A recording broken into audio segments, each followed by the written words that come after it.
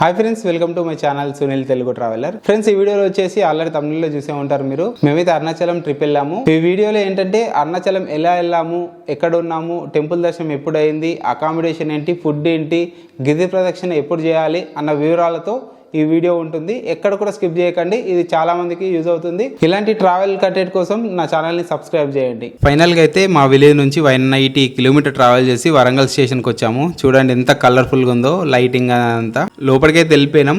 మేము ట్రావెల్ చేసే ట్రైన్ అయితే Jaipur Chennai super fast express. ఇప్పుడు టైం వచ్చేసి 9 అవుతుంది. మా ట్రైన్ 9కి రావాలి, బట్ 1 అవర్ డిలే అని చెప్పి అన్నారు. మా లగేజ్ తోటి అయితే మా ట్రైన్ కోసం వెయిట్ చేస్తున్నాము. చూస్తుండగానే ఇక మా ట్రైన్ అయితే వచ్చింది. ఇదే Chennai Jaipur express. Almost 1.5 hour late అయింది మనకి. ఇది ఎర్లీ మార్నింగ్ 7:45 వరకు మనకు చెన్నైలో రీచ్ అవ్వాలి. చూద్దాం ఏ టైం వరకు వెళ్తుందో. నైటు ఆల్మోస్ట్ 10:30 అయింది కాబట్టి చూపించలేదు లోపల ట్రైన్ ఎలా ఉందని చెప్పేసి. మేము ట్రావెల్ చేసింది అయితే థర్డ్ ఏసీ ఎకనామీలో ట్రావెల్ చేసినాము. ఒకసారి ఎలా ఉందో చూపిస్తాను. నేను ఫస్ట్ టైం థర్డ్ ఏసీ ఎకనామీలో ట్రావెల్ చేయడము. మామూలుగా ఏసీలో వచ్చాను కానీ ఎకనామీలో మాత్రం ఇదే ఫస్ట్ టైం. ట్రైన్ ఎలా ఉంటుంది అనుకున్నా, బట్ నాకు థర్డ్ ఏసీ కంటే ఎకనామీ చాలా బాగా నచ్చింది. చూడండి ఎలా ఉందో మన క్యాబిన్. ఇందులో ఏంటంటే సేమ్ థర్డ్ ఏసీలో 6 మెంబర్స్ ఎలా ఉంటారో దీంట్లో కూడా అంతే ఉంటారు. బట్ దీంట్లో ఏంటంటే బెర్త్ కౌంట్ ఎక్కువ ఉంటుంది. దాంతో కంపేర్ చేస్తే దీంట్లో ఒక 20 బెర్త్ సంబంధించిన కౌంట్ ఎక్కువ ఉంటుంది. ఎవరు ఇది విండోది అది చూడండి. ప్లస్ బాటిల్ హోల్డర్ ఉంది. ఫుడ్ తినడానికి మనకు అది తీసుకొని తినడానికి ఈజీగా ఉంటుంది. నైట్ టైంలో పడుకున్న తర్వాత వేరే వాళ్ళకి డిస్టర్బ్ కాకుండా ఎవరి వాళ్ళకి అక్కడ లైట్ ఇచ్చారు, ఛార్జింగ్ పోర్ట్స్ ఇచ్చారు. నార్మల్ ట్రైన్ థర్డ్ ఏసీకి దీనికి ఏంది తేడా అంటే సీట్ విర్త్ అనేది ఉంది కదా, సీట్ విర్త్ కానీ ఆ బోగి మధ్యలో మనకి ఉన్న స్పేస్ అనేది చాలా తక్కువ ఉంటుంది. బట్ దాంతో కంపేర్ చేస్తే చాలా బాగుంది ట్రైను. పైన ఎక్కేది కూడా ఆ డిజైన్ చూడండి, మనకు స్టెప్స్ ఉంటాయి కదా, అది ఎలా క్రియేట్ చేశారు చూడడానికి బాగుంది. మొత్తానికైతే మేమైతే చెన్నై రీచ్ అయినాము. ట్రైన్ అయితే ఆల్మోస్ట్ 1.5 అవర్ వరంగల్ లేట్ అయినప్పటికి కూడా హాఫ్ అన్ అవర్ డిలేలో ఇక్కడ మాకు చెన్నై సెంటర్లో దించింది. చెన్నై సెంటర్లో ఇది చూడండి ఎట్లా ఉంది. పైన రూఫ్ మొత్తం క్లోజ్ అయి ఉంటుంది. చాలా అంటే చాలా బాగా అనిపిస్తుంది. ఇక్కడ నుంచి మేము బయటకు వెళ్ళగానే ఆటో మాట్లాడుకొని మేమైతే మెరీనా బీచ్కి అయితే వచ్చేసినాము. నేను, మా ఫ్రెండ్, మా రిలేటివ్ అబ్బాయి. నేనైతే ఇది సెకండ్ టైం రావడం, వాళ్ళు ఎప్పుడు రాలేదు. సో ఇక్కడ బీచ్ చూసి వెళ్దామనేసరికి మళ్ళీ ఇక్కడికి వచ్చినాం అన్నట్టు. ఫైనల్గా అయితే బీచ్కి వచ్చినాం. బట్ టైం అయితే ఎగ్జాక్ట్లీ 8:50 అవుతుంది. బట్ ఎండ మాత్రం చూడండి ఏదో ఎడార్లా అయితే కొడతా చూడు, అట్లా బీభత్సంగా ఉంది. మాకేం దొరకక బ్రెడ్ జామ్ పెట్టుకొని ఎండలా తింటున్నాం. మా అదృష్టానికి ఒక చెట్టు దొరికింది చూడండి. ఈ చెట్టు నీడలా ఆగి తింటున్నాం. వేడి మాత్రం దారుణంగా ఉంది ఇక్కడ. ఆల్మోస్ట్ 300 మీటర్స్ ఆ వేడిలో ఆ ఇసుకలో నడిచి వచ్చిన తర్వాత సముద్రం చూడగానే చాలా ఆనందం వేసింది. చిన్నపిల్లలు అయితే చాలా బాగా ఎంజాయ్ చేస్తున్నారు. వాళ్ళని చూసి మేము కూడా స్నానాలు చేద్దామని చెప్పేసి ప్రిపేర్ అయినాము. ఫుల్గా ఒక 1 అవర్ 1.5 అవర్ మేము కూడా ఫుల్గా ఎంజాయ్ చేసినాము బీచ్లో. అండ్ ఆ అలలకి అసలు ఎంత చిన్న అలలు వచ్చినప్పుడు కూడా కూర్చుంటే వెనకకు దోసేస్తున్నాయి అవి. అందుకే అంటారు కదా, ఎంత పెద్ద షిప్ అయినా సరే సముద్రంలో చిన్నది అన్నట్టు. ఆ చిన్న అలకు కూడా మనము బయటకు వచ్చేస్తున్నాం. బీచ్లో స్నానాలు చేసిన తర్వాత అది సాల్ట్ వాటర్ కదా, ఎక్కువసేపు మనం చేయలేము కాబట్టి అక్కడ నుంచి బయట వాష్రూమ్స్ ఉన్నాయి, స్నానాలు చేయొచ్చు. అది కాకుండా గవర్నమెంట్దే స్విమ్మింగ్ పూల్స్ ఉన్నాయి. ఇక్కడ చూసారు కదా నా బ్యాక్ సైడ్ ఎంత బాగుందో. 1 అవర్కి 50 రూపాయలు ఛార్జ్ చేస్తున్నారు. అక్కడ స్నానాలు చేసేసుకొని మళ్ళీ చెన్నై సెంట్రల్ వెళ్ళినాం మేము. అక్కడ నుంచి కాట్పాడి జంక్షన్ వెళ్తున్నాము. ఆ కాట్పాడి జంక్షన్ వెళ్ళడానికి లోకల్గా అక్కడ ఉన్నటువంటి ఇంటర్సిటీ ఎక్స్ప్రెస్ ఎక్కినాం మేము. ఇది అయితే Bengaluru, Chennai to Bengaluru intercity express. అది ఎక్కేసి ఆల్మోస్ట్ 2.5-3 అవర్స్ జర్నీ తర్వాత మేము కాట్పాడి జంక్షన్లో అయితే దిగినాము. మా ఫ్రెండ్స్ అయితే బాగా నవ్వుతున్నారు. వాళ్ళైతే కాట్పాడి జంక్షన్లో దిగిన తర్వాత స్టేషన్ బయటకు వచ్చి అక్కడ చాలామంది ఆటో వాళ్ళు మనల్ని కన్ఫ్యూజ్ చేస్తారు. బస్ స్టాప్ చాలా దూరం ఉంది అని చెప్పేసి ఛార్జెస్ ఎక్కువ తీసుకుంటారు. అట్లా కాకుండా స్టేషన్ నుంచి మీరు కొద్దిగా ముందుకు వస్తే ఒక 50 మీటర్ దూరం వస్తే మనకు షేర్ ఆటోలు ఉంటాయి. షేర్ ఆటోల నుంచి మీరు కాట్పాడి బస్ స్టాప్ అని అంటే వాళ్ళు డ్రాప్ చేస్తారు. పర్ హెడ్ 20 రూపీస్ ఛార్జ్ చేస్తారు. ఇక్కడ నుంచి మనకు అరుణాచలంకి నెంబర్ ఆఫ్ బస్సెస్ ఉంటాయి. చాలా అంటే చాలా బస్సెస్ ఉంటాయి. కాకపోతే కాకపోతే ఇక్కడ చాలామందికి అరుణాచలం అంటే తక్కువ తెలుస్తుంది, తిరువన్నామలై అంటే చాలామందికి తెలుసు. మీరు మోస్ట్లీ తిరువన్నామలై అని అడిగితేనే చాలామంది అడ్రస్ చెప్తారు మీకు. తెలుగు వాళ్ళే అరుణాచలం అని అంటారు. బస్సు ఫేర్ వచ్చేసి 65 రూపాయలు ఫర్ హెడ్కి మనకు ఛార్జ్ చేశారు. ఇక్కడ నుంచి ఒక 2 hours జర్నీ ఉంటుంది మనకు, ఆల్మోస్ట్ 100 కిలోమీటర్లు. చిన్న చిన్న పల్లెటూర్లు దాటుకొని మనము అరుణాచలం వెళ్ళాల్సి వస్తుంది. ఫైనల్ అయితే అరుణాచలం బస్ స్టాప్లో దిగినాము. చీకటి అయిపోయింది కాబట్టి నేను డైరెక్ట్ అది ఎంత ఏం చూపించలే. ఆటో ఎక్కేసి షేర్ ఆటో 70 రూపీస్ తీసుకున్నారు టెంపుల్కి. ఇదే మెయిన్ రాజగోపురము. ఇది స్వామి టెంపుల్ ఎంట్రీ, రాజగోపురం ఎంట్రీలో మీరు చాలా వీడియోలలో చూసే ఉంటారు కదా. ఎగ్జాక్ట్లీ దీని ఆపోజిట్లోనే మేము రూమ్ తీసుకున్నాము. రూమ్ ఎక్కడ తీసుకున్నాము ఏంటి అని చెప్పేసి ముందు నేను చెప్తా ఉంటా. వీడియో మాత్రం అస్సలు స్కిప్ చేయకండి. టెంపుల్కి అయితే మేము ఇప్పుడు దర్శనానికి వెళ్ళిపోతున్నాము. ఆల్మోస్ట్ 7:30 అయిపోయింది. మేము ఆశ్రమంకి వెళ్ళి స్నానాలు చేసి రెడీ అయ్యి 8:30 వరకు బయటకు వచ్చాము. టెంపుల్ అయితే 9 వరకే ఓపెన్ ఉంటుందని చెప్పేసరికి మేము తొందరగా వెళ్ళిపోయినాము. దర్శనం అయితే 40 minutesలో అయింది. చాలా అంటే చాలా బాగా అనిపించింది. మీరైతే ఈవినింగ్ టైంలో వస్తే 9 లోపు మీరు టెంపుల్కి వెళ్ళడానికి ట్రై చేయండి. వీక్ డేస్లో వచ్చారనుకోండి అస్సలే రష్ ఉండదు. ఇందాక ఆశ్రమం అన్నాం కదా, ఆ డీటెయిల్స్ అన్నీ ముందు చెప్తాను. ఇలా ఒక చాప కానీ చెద్దర అది ఇస్తారు, మనమైతే ఎక్కడైనా పడుకోవచ్చు. దర్శనం అయిపోయిన తర్వాత తినేసి మేము పడుకున్నాము. ఇది ఎర్లీ మార్నింగ్ 3:50 అవుతుంది. ఇప్పుడు మేమైతే గిరి ప్రదక్షిణ కోసం అయితే మార్నింగ్ 3 o'clock లేసి స్నానాలు చేసి టెంపుల్ దగ్గరికి అయితే వచ్చాము. అక్కడ చూడండి మా ఫ్రెండ్స్, స్వామివారికి ఇక్కడ నుంచి స్టార్ట్ అయ్యేటప్పుడు 365 వత్తులతో ఉన్నటువంటి నెయ్యి దీపం ఒకటి ఉంటుంది. దాన్ని అయితే ఇక్కడ వెలిగించి మనసులో మంచిగా కోరికలు, స్వామి మనం ఏం కోరుకోవాలనుకుంటున్నాం అది కోరుకొని ఇక్కడ దీపాన్ని వెలిగించి ఇక్కడ నుంచి స్టార్ట్ అవ్వాలి. ఏ ప్లేస్లో అయితే మనం స్టార్ట్ చేస్తామో గిరి ప్రదక్షిణ మళ్ళీ అక్కడికే రావాలన్నట్టు. మీరు ఇక్కడ నుంచి చేస్తారా లేదంటే రమణ మహర్షి ఆశ్రమం నుంచి చేస్తారా, ఎక్కడి నుంచి అయినా చేయండి. బట్ మీరైతే ఆ సర్కిల్ ఉంటుంది కదా కంప్లీట్ అవ్వాలన్నట్టు. గిరి ప్రదక్షిణ కంప్లీట్ అవ్వాలంటే స్టార్ట్ అయిన ప్లేసే మళ్ళీ ఎండ్ అవ్వాలి. మార్నింగ్ 4 అవుతుంది ఇప్పుడు. చాలా అంటే చాలా చల్లగా ఉంది. మోస్ట్లీ మీరు గిరి ప్రదక్షిణ చేయాలనుకుంటే మాత్రం నైట్ టైమే ప్రిఫర్ చేయండి. అంటే నైట్ టైం మీన్స్ ఇట్లా ఎర్లీ మార్నింగ్ ఆ టైంలోనే చేయండి. ఇక్కడ తెలుగు మ్యాట్రిమోనీ యాడ్ చూడండి, అసలు చూడగానే భలే అనిపించింది. అసలు ఎంత క్రియేటివిటీ యూజ్ చేసి అది తెలుగులో ఉంది చూడండి. మళ్ళీ ఇక్కడ నుంచి మీరు ప్రదక్షిణ స్టార్ట్ చేస్తారు కదా, నెమ్మదిగా వెళ్ళండి. పరిగెత్తి ఇట్లా స్పీడ్గా వెళ్తాము అని చెప్పేసి అనుకొని ఆయాసపడేదానికంటే నిదానమే ప్రధానం అన్నట్టుగా తిరిగి వెళ్ళండి. ఎంబటెంబటే అన్ని లింగాలు వస్తున్నాయి మీకు అక్కడ చూడండి. ఎందుకంటే నేను చాలామంది చాలా వీడియోలో చూపిస్తారు కదా, మీకు ఇన్ఫర్మేషన్ ఇవ్వాలనుకుంటున్నా కాబట్టి అవన్నీ చూపించలేకపోతున్నా. ముందు ఆ 4 లింగాలు అయిపోయినాయి కదా చూడండి. ఇది మార్నింగ్ ఇప్పుడు 4:30 అలా అవుతుంది. మనకి వెదర్ చూడండి ఎంత చాలా అంటే చాలా బాగుంది. డే టైంలో వస్తే మాత్రం ట్రాఫిక్ ఉంటుంది. ఈ చెట్లు వచ్చినప్పుడు నీడ ఉంటుంది, బట్ ట్రాఫిక్ ఎక్కువ ఉంటుంది. మీకు తార్ రోడ్ కాబట్టి కాళ్ళు కాలుతాయి, బాగా కాలుతాయి. తెల్లవారుజామున మనం అక్కడ కనిపిస్తుంది కదా, అదే స్వామి గిరి ప్రదక్షిణ చేస్తున్నాము. ఆ పరమశివుడే ఆ కొండై అక్కడ వెలిచిండు అన్నట్టు. ఎంత అద్భుతంగా కనిపిస్తుంది అంటే కొండ ఎర్లీ మార్నింగ్. ఆ ఫీల్ కానీ అదంతా చాలా బాగుంటుంది. నేను అంటే మామూలుగా చాలామంది వీడియోస్ అరుణాచలం చూశాను, పెద్ద పెద్ద గురూజీలై వాళ్ళ ప్రసంగాలు విన్నాను, అరుణాచలము వెళ్తే ఎట్లా ఉంటుందని చెప్పేసి. ఆ ఫీల్ని మాత్రం కంపల్సరీ మీరు ఎంజాయ్ చేస్తారు. ఆ దైవ సంబంధించిన ఆధ్యాత్మికత ఉంటుంది కదా, అది కంపల్సరీ మీకు అనుభూతి కలుగుతుంది. చూడండి నా వెనకాలన్న గిరి ఎంత అద్భుతంగా అంటే అంత అద్భుతం. ఆ పరమశివుడే అక్కడ వెళ్ళి కూర్చున్నాడు. మేము వెళ్ళేటప్పుడు ఒక ఫారినర్ చూడండి. చాలామంది అంటారు కదా, మన సనాతన ధర్మం వైపు ప్రపంచ దేశాల్లో ఉన్న వాళ్ళందరూ ఇక్కడికి వస్తున్నారు. ఆల్మోస్ట్ ఒక 7 kilometers నడిచిన తర్వాత మా వాళ్ళు కాళ్ళు కానీ నా పరిస్థితి కూడా చాలా దారుణంగా అయిపోయింది. ఇంకా తార్ రోడ్ ఈ కాళ్ళు కుచ్చుతూ ఉన్నాయి అన్నట్టు, మనకు ఎక్కువ నడలేకపోయినాము. అందుకే అక్కడ మసాజ్ చేయించుకొని మళ్ళీ రిఫ్రెష్ అయ్యి స్టార్ట్ అయినాము. ఈ రిఫ్రెష్మెంట్ ఎంతసేపు లేదు, జస్ట్ ఒక 10 minutesలో మళ్ళీ కాళ్ళ నొప్పులు స్టార్ట్ అయిపోయినాయి. ఇక్కడ కనిపిస్తుంది కుబేరలింగము. చూడండి, నేను లోపలికి అయితే ఏం వెళ్ళలేదు, మామూలుగా దర్శనం చేసుకున్నా, వీడియో అయితే ఏం తీయలేదు. కుబేరలింగం దాటిన తర్వాతే మనకి మోక్ష మార్గం అని ఇక్కడ కనిపిస్తుంది కదా, ఇదే మోక్ష మార్గం. చాలామంది చాలా వీడియోల్లో చూసే ఉంటారు కదా. ఇక్కడ కూడా క్యూ ఉంది, ఒక్కొక్కరు అందులో నుంచి బయటకు వస్తున్నారు. ఎంత లావు ఉన్నప్పుడు కూడా అందులో నుంచి వెళ్తారట.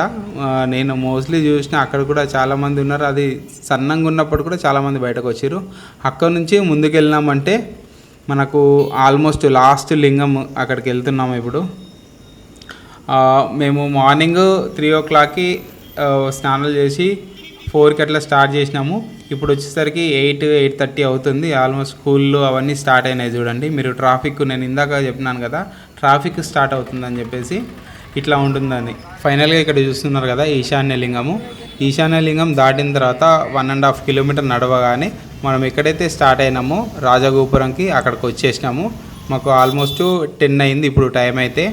మధ్యలో మేము సుబ్రహ్మణ్య స్వామి టెంపుల్ ఉండే ఒకటి, చాలా ఓల్డ్ది, అది కూడా 400 సంవత్సరాల క్రితందే. అరుణాచలంలో చాలా టెంపుల్స్ ఉన్నాయి. ఆ మార్గం మధ్యలో సుబ్రహ్మణ్య స్వామి టెంపుల్కి వెళ్ళి అక్కడ చాలాసేపు కూర్చొని మళ్ళీ స్టార్ట్ అయినాం. అందుకే మాకు లేట్ అయింది. ప్రజెంట్ అయితే మేము దర్శనానికి వెళ్తున్నాం, మళ్ళీ దర్శనానికి వెళ్తున్నాము. రాజగోపురం నుంచి లోపలికి రాగానే మనకు ఇక్కడ కూడా సుబ్రహ్మణ్య స్వామి టెంపుల్ ఉంటుంది. కంపల్సరీ దర్శనం చేసుకోండి. సుబ్రహ్మణ్య స్వామిని దర్శనం చేసుకుంటే చాలా అంటే చాలా మంచిది.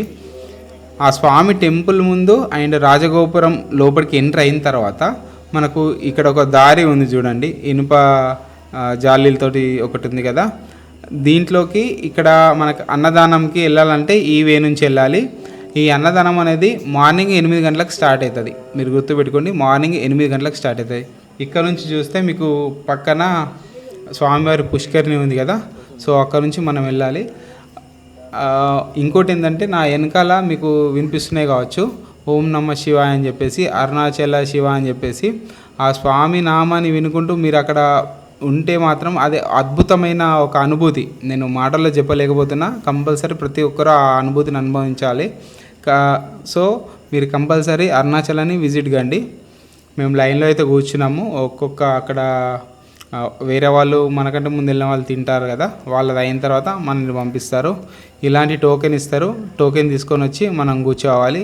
నేను 415 మెంబర్, ఆల్మోస్ట్ నాకంటే ముందు వెళ్ళిన వాళ్ళు. దాని మీద టైమింగ్ కూడా ఉంది చూడండి.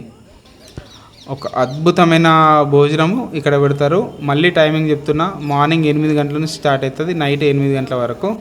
మీరు ఎన్నిసార్లు అయినా తినొచ్చు. ఇది తినడానికి వచ్చిన హాలు. ఇక్కడ వీడియో తీయొద్దన్నారు, సో ఇక్కడికి నేను ఫుడ్ చూపించలేకపోతున్నాను. చాలా అంటే చాలా బాగుంది. అస్సలు మిస్ అవ్వకండి. అరుణాచలం వస్తే ఇక్కడ మాత్రం తినండి.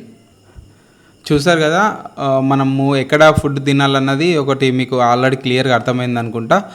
ఇంకొకటి ఏంటంటే చాలామందికి ఒక అపోహ ఉన్నది, గిరి ప్రదక్షిణ చేసిన తర్వాత దర్శనానికి వెళ్ళాలా, లేదంటే దర్శనం అయిన తర్వాత గిరి ప్రదక్షిణ చేయాలని చెప్పేసి. గిరి ప్రదక్షిణకు దర్శనానికి ఎలాంటి సంబంధం లేదు. అది ముందైనా చేసుకోవచ్చు, ఇది ముందైనా చేసుకోవచ్చు. ఇక్కడ కూడా నేను చాలామందిని అడిగిన, గిరి అనేదే వేరు, ఇక్కడ దేవుడి దర్శనం వేరు. చాలామంది ఏంటంటే గిరి ప్రదక్షిణ అయిన తర్వాతనే స్వామి దర్శనం చేసుకోవాలని చెప్పి అంటున్నారు.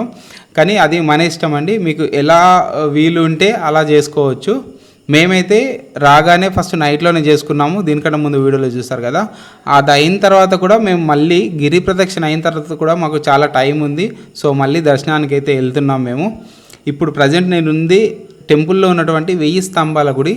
ఇదైతే కంపల్సరీ మీరు చూడాల్సిన ప్లేసు. టెంపుల్లోనే ఉంటుంది. ఒక అద్భుతమైన శిల్పకళ ఇక్కడ మీకు కనిపిస్తుంది. అసలు ఆ టైంలో ఇవన్నీ ఎట్లా చెక్కారు ఏంది అని చెప్పేసి ఒక్కదాని కూడా మెజర్మెంట్ కూడా ఏది కూడా మిస్ కాలేదు. ఒక స్తంభాన్ని చూస్తే ఇంకో స్తంభం మనకు కనిపించదు, అంత స్ట్రైట్గా ఉన్నాయి చూడండి. ఒక అద్భుతమైన కట్టడాలు. అసలు తమిళనాడులో ఎన్ని ఉన్నాయో అసలు మనం మాటల్లో చెప్పలేము. ఇది నెక్స్ట్ మన వీడియోలో ఇంకా హిందూ టెంపుల్స్ని ఫస్ట్ మొత్తం ఎక్స్ప్లోర్ చేస్తా. నెక్స్ట్ మనము జ్యోతిర్లింగాలు 12 జ్యోతిర్లింగాలు ఉన్నాయి కదా, అది కూడా వెళ్ళడానికి నేను ట్రై చేస్తున్నాను. మీ అందరి సపోర్ట్ ఉందనుకోండి, నేను ఎక్కడికైనా వెళ్ళగలుగుతాను. వీడియో మాత్రము చూసేవాళ్ళు కొద్దిగా సబ్స్క్రైబ్ చేయండి, షేర్ చేయండి. చాలామందికి తెలియని వాళ్ళకి అన్ని విషయాలు తెలుస్తూ ఉంటాయి. మీరు ఆల్రెడీ తమిళలో చూస్తున్నారు కదా, నేను అకామిడేషన్ గురించి చివరిలో చెప్తాను, గిరి ప్రదక్షిణ గురించి చెప్పాను, తర్వాత వచ్చేసి ఫుడ్ ఎక్కడ తినాలో కూడా చెప్పాను కదా, టెంపుల్లో ఏమేమి చూడాలో కూడా ఇప్పుడు చెప్తున్నాను. ఈ 1000 స్తంభాల మండపాన్ని అయితే అస్సలు మిస్ అవ్వకండి. 1000 స్తంభాల గుడి బయటకు రాగానే మనకు అపోజిట్లో వినాయకుడి టెంపుల్ ఉంటుంది, చాలా పెద్దగా ఉంటుంది. అక్కడ దర్శనం చేసుకోండి. దర్శనం చేసుకొని కొద్దిగా ముందుకు వస్తే మనకి ఇక్కడ నందీశ్వరుడు కనిపిస్తాడు. చాలా పెద్దగా ఉంటుంది నంది, ఒక మండపంలో ఉంటుంది. చాలా అంటే చాలా బాగా అనిపిస్తుంది. అక్కడ నందీశ్వరి దర్శనం చేసుకున్న తర్వాత కొద్దిగా ముందుకు వెళ్ళారంటే పాతాళ లింగం అని చెప్పేసి ఒకటి కనిపిస్తుంది. మీరు అక్కడికి వెళ్ళి చూడండి, అండర్ గ్రౌండ్లో ఉంటుంది. అక్కడ లోపల చూడండి రమణ మహర్షి యొక్క చిత్రపటం అక్కడ ఉంది. అక్కడ స్వామి పక్కన కూర్చున్నట్టే ఉంది కదా. సేమ్ నాకు అనుభూతి అలానే కలిగింది. సడన్గా చూసేసరికి నాకు ఉన్నారో అన్న భావన కలిగింది. అక్కడ పైకి వచ్చినామంటే మనకు ఈ టెంపుల్ యొక్క పూర్వ చిత్రాలు అంటే పాత అప్పుడు ఒక 100 years బ్యాక్ ఎట్లా ఉన్నాయి అని చెప్పేసి ఫోటోలు ఇక్కడ ఉన్నాయి.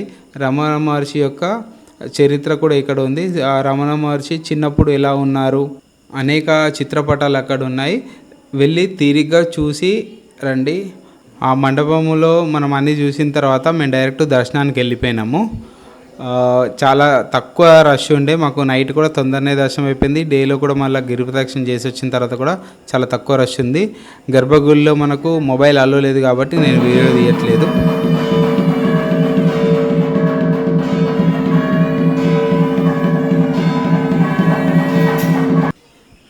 దర్శనం అయిన తర్వాత టెంపుల్ నుంచి బయటకు వస్తే మనకు యాక్చువల్లీ ఇక్కడ ఒక చెట్టు ఉంటుంది, దాని పేరు మర్చిపోయినా. టెంపుల్లో నుంచి బయటకు వచ్చిన తర్వాత లెఫ్ట్ సైడ్ వస్తే ఈ చెట్టు కనిపిస్తుంది. దీనిపైన బల్లీలు ఉంటాయంట. అక్కడ నేను చూపించాను కదా, సేమ్ ఆ చెట్టు ఏ కలర్ ఉందో ఆ కలర్లో ఉంటాయి. అక్కడ ఒక బల్లి ఉంది చూడండి. ఈ బల్లీలు మనం 11 చూస్తే మనకు అదృష్టం ఉంటుందంట. సారీ 11 7 అని చెప్పి అన్నారు, అంత ఐడియా లేదు. బట్ వెళ్ళిన తర్వాత మీరు కూడా అక్కడ వెళ్ళి చూడండి. మాకైతే తొందరనే కనిపించినాయి. చాలామంది అక్కడ ఉండి చూస్తూ ఉన్నారు, బట్ కనిపించట్లేదు. మేము చూసి వాళ్ళకి చూపించినాము, ఇక్కడ ఉంది చూడండి, ఇక్కడ ఉంది చూడండి అని చెప్పేసి. అక్కడ నుంచి కొద్దిగా ముందుకు రాగానే టెంపుల్ నుంచి మనము అక్కడ ప్రసాదాల కౌంటర్లు ఉంటాయి. స్వామివారిది ఏం తీసుకున్నా అని 50 రూపాయల టోకెన్ ఉంటుంది. టోకెన్ చిన్న చిన్న లడ్డూలు 5 వస్తాయి, లేదంటే 2 పులిహోర వస్తాయి, లేదంటే స్వామివారి పరమాన్నం ఉంటుంది కదా నెయ్యితో చేసింది అది వస్తుంది, లేదంటే స్వామివారి అప్పాలు ఉంటాయి. మేమైతే ప్రతిదీ టేస్ట్ చేసి చూద్దామని చెప్పేసి అన్నీ తీసుకున్నాము. మీ అందరికీ కూడా చెప్తున్నా, స్వామివారి అప్పాలు మాత్రం చాలా అద్భుతంగా ఉంటాయి. మళ్ళీ ఇవి ప్యూర్ గీతోటి చేసినవి. సో బయట కూడా ఈ ప్రైస్కి మనకి ఏం రాదు, గీతోటి చేసినవి. ఇవి మాత్రం తీసుకెళ్ళండి, చిన్నపిల్లలకు కూడా చాలా ఇష్టంగా తింటారు ఇవి. దీంట్లో మంచి పోషకాలు ఉన్నటువంటి మిరియాలు కానీ ప్రతిదీ ఇందులో ఉన్నాయి. టేస్ట్ మాత్రం అద్భుతంగా ఉంది, ఇది మాత్రం మర్చిపోకండి. ప్రసాదాలు తిన్న తర్వాత మనము బయటకు వచ్చేసినాం మేము టెంపుల్ నుంచి.